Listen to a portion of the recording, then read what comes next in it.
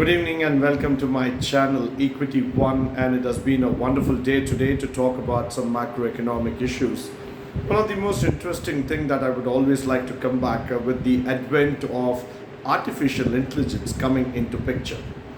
Today, if you look into the news, you might have seen that artificial intelligence is definitely going to take away about 1 to 2% of the entire workforce in the IT sector.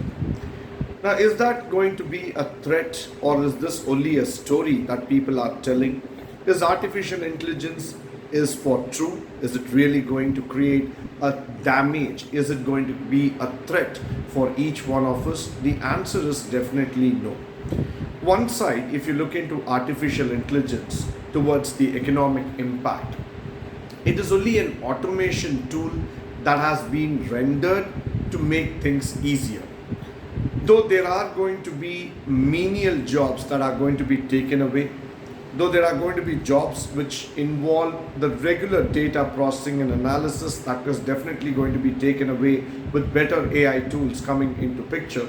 But when you start thinking about the higher order thinking skills, that is basically when you are looking into a specialist kind of a role, when you are looking into a decision making kind of a role, that jobs cannot be taken away by AI immediately. Which means to say that there is a scope of learning that is going to be available for each one of us, and that is definitely going to take forward in terms of its movements. Now, the most interesting thing that we need to see here when we are talking about the artificial intelligence coming into picture is that most of the IT companies would be now looking for a complete upskill of their employees. So definitely there is going to be a rush towards the education sector. And when I say that word education sector, it is more about the online learning, the skill-based learning that is needed to have a control over the machines and the systems. So definitely this is going to be a new learning sector altogether. On the other hand, we are going to see that definitely in the area of fintech, that is financial technologies, the advent of artificial intelligence is going to make a very big impact. Because going forward, when we are going to talk about the CIBIL reports, or when we are going to talk about valuations, or when we are going to talk about any kind of private equities, ventures, or assessing the situation, talking about the ratios and formulas, the AI is definitely going to penetrate and give in better results at any point of time. So that is why I start finding that the AI is getting interesting in terms of trying to read the minds of people and trying to come into a different sector, different hemisphere, different horizon altogether.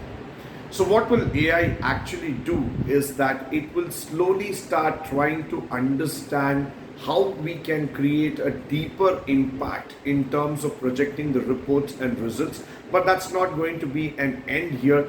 Definitely we are going to talk about even more in terms of its advancement. Now, coming back to our stock analysis that we have been talking about, we have been seeing that the small cap stocks have been doing extremely well when compared to the large caps.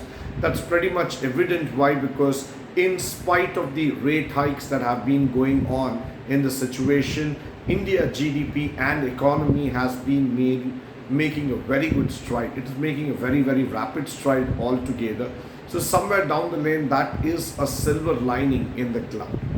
Now, going forward, I would also like to concentrate on chemical stocks and metal stocks because they are going to make a good potential upside in the coming weeks. So I would request all my viewers to have a look into the chemicals as well as the metal sector, because these sectors are going to bring in a greater amount of change, a greater amount of positioning altogether. With the recent show in terms of the Nifty and Bank Nifty trying to capture back, again falling downwards. So somewhere down the lane, though, in spite of the mood being bearish in nature, or rather I would say that it is on the sidewards in nature, I'm definite that the Bank Nifty will bounce back and it will definitely touch 45,000 in the coming weeks. So please do not lose hope on the banking stocks. Definitely there is going to be an upside potential coming onto the financial sector and the banking sector. With this, I would like to come to the end of today's session. I hope and believe that all these tips would help you to do a smart investing and make a better, valuable portfolio for you in the coming years.